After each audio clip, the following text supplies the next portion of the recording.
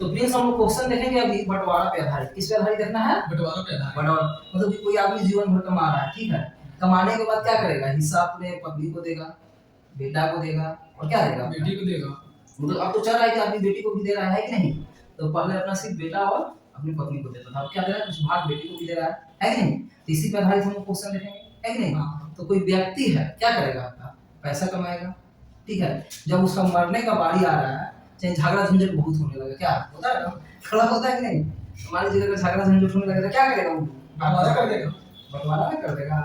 तो हम लोग कैसा देखेंगे? मतलब कि कमाने के बाद जब झगड़ा झंझट पूरा उठा पटक होने लगा तो सोच रहा है कि बंटवारा करने में ही फायदा है। नहीं, क्या बेटा कह रहा है कि हमको चाहिए, पत्नी कहेगी कि हमको चाहिए, वो सोचा होगा कि बेकार में पैसा कहाँ कमाए नहीं। ऐसा होता है ऐसा। देखिए तो हम लोग उसी पे क्वेश्चन देखेंगे। जैसे क्या कर रहा है? कह रहा है कि एक व्यक्ति अपनी संपत्ति का 30% भाग एक धर्मदाय संस्थान में दान करता है। और देखिए व्यक्ति अच्छा वो दान भी करता है, तो दान करने के बाद जो बचा, हो सकता है कि जो दान किया होगा इसी चलते आदमी किसी आ गया होगा, नहीं कि सब ना दान दे दे कहीं, क्या हो सकता है? नहीं, मतलब जैसे वो दान किया 30%, तो ये सब बोला कि जब दान कर रहे हैं तब हमारा मतलब मेरा जो पैसा है वो भी अब दे दीजिए। नहीं, ऐसा भी हो सकता है। नहीं, लेकिन नहीं, कोई दान करने लगता है तो सोचता है कि जल्दी से लो, नहीं तो सारा दान कर देगा। हाँ, ऐसा होता है। वैसा ही हो सकता है कि जैसे ही अपने संपत्ति का, मान लीजिए इसके पास संपत्ति कितना होगा, तो 100 रुपया मान के चलते हैं कि नहीं? 100 मान के चलते हैं हम, है कि नहीं? तो चलिए आपका 100 मान लिया, 100 का कितना परसेंट? 30%। 30% क्या कर दिया? आपका दान दे दिया, है कि नहीं? बचा 70%। हाँ ठीक है, तो आपका मान लीजिए 100% में 30% यानी 30 रुपया दान दिया, है कि नहीं? तो उसके पास कितना बचा होगा? 70%। तो 70% मतलब कितना रुपया आपका? 70% अगर बचत है उसका, यानी टोटल कितना आपका हो गया? 70 रुपया। कोई दिक्कत नहीं है क्योंकि 100 में है। हाँ, ये बच गया, ठीक है। कह रहा है कि शेष राशि का मतलब जो उसके पास बच गया, अभी कितना बचा है? अभी उसके पास कितना बचा है? 70 बचा है। कह रहा है कि शेष राशि का क्रमशः 30% और 25% भाग अपनी पत्नी और बेटे को देता है। यानी 30% किसको दिया है? पत्नी को। 30% जो दिया है वो अपने वाइफ को दे रहा होगा, है कि नहीं? और कितना 25% किसको दे रहा है? अपने बेटा यानी सन को दे रहा है। नहीं, यानी जो उसके पास बचा है उसी में से वो किसको किसको दे रहा है? पत्नी को, बेटा को। पत्नी को और बेटा को। तो बेटी तो बच गई ना, अब वो थोड़ी छोड़ेगी, वो भी कहेगी हमको भी कुछ ना कुछ मिल कुछ ना कुछ मिल जाए। तो सब दाने कर रहे हैं तो क्या, अब यहाँ से देखिए तो क्या कर रहा है आपका आगे कि बाकी जो उसके पास बच रहा है, मतलब जो बचेगा इस सबको बांटने के बाद, बाकी धन राशि को वो अपनी 3 बेटियों के बीच समान रूप से विभाजित कर देते हैं। कितना बेटी है? 3 बेटी है। यानी जो बचा वो किसका हिस्सा आ गया? 3 बेटी का। 3 बेटी का हिस्सा आ गया, यानी जितना पैसा बचा होगा। तो बोलिए कितना पैसा वो खर्च कर दिया? 55%। ठीक है, तो 30 20 50 5 55% तो दे दिए। किसको किसको दे दिया? अपना वाइफ को और अपने अपने बेटा को दे दिए। तो बचा कितना परसेंट? 45। तो परसेंटेज तो 100 पे होता है, तो यानी 45 जो बचा है वो किसके हिस्से में आएगा? बेटी के। अब ये आएगा बेटी के हिस्से में। यानी 3 बेटी को कितना परसेंट? 45%। 45% मिला। तो 70 का ही 45% है कि नहीं? अब आगे बढ़ते हैं। देखिए कह रहा है उसकी बेटियों में से एक को 42 लाख रुपए मिलते हैं। एक बेटी को कितना मिला? 42 लाख रुपए।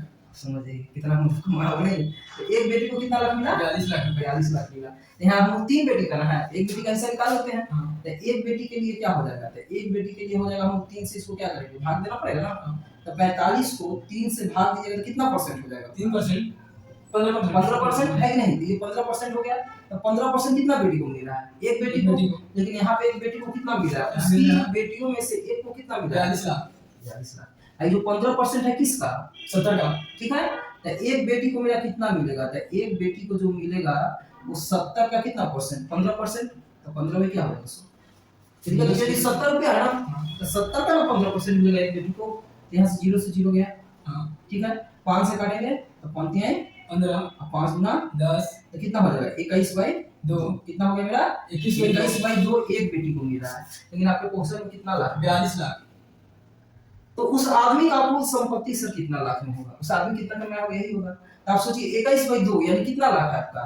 42 लाख है कि नहीं? इसके लिए कितना लाख है? 42 लाख। 42 लाख। तो एक के लिए निकालेंगे कि नहीं? तो एक के लिए कितना हो जाएगा? 42 क्योंकि भागा में है तो कहाँ जाएगा? गुना में होगा ना। और ये 21 कहाँ जाएगा? नीचे। तो 21 से कितना बार में जाएगा? 2 बार में। और ये लाख में आ गया कि नहीं आपका? तो एक के लिए 2 गुना क्या हो गया? 4 लाख हो गया कि नहीं? एक के लिए कितना लाख हो गया? 4 लाख। बोल रहा है सर कि उस आदमी की कुल संपत्ति लाख में क्या थी? तो उस आदमी का हम कितना मान के चले? 100 मान के चले। तो एक के लिए कितना है? 4। तो 100 के लिए कितना हो जाएगा? 400 हो जाएगा। तो 400 लाख होगा कि नहीं? कितना लाख हो जाएगा मेरा? 400 लाख। 400 लाख का ऑप्शन कौन है? बी।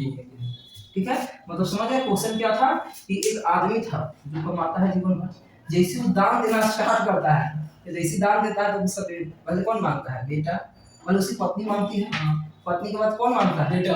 तो बेटी सोचते हैं कि हम काहे पीछे रहे, हम भी मांग लेते हैं, कुछ है कि नहीं? तो उसके बाद बेटी भी मांग लेती है कि नहीं?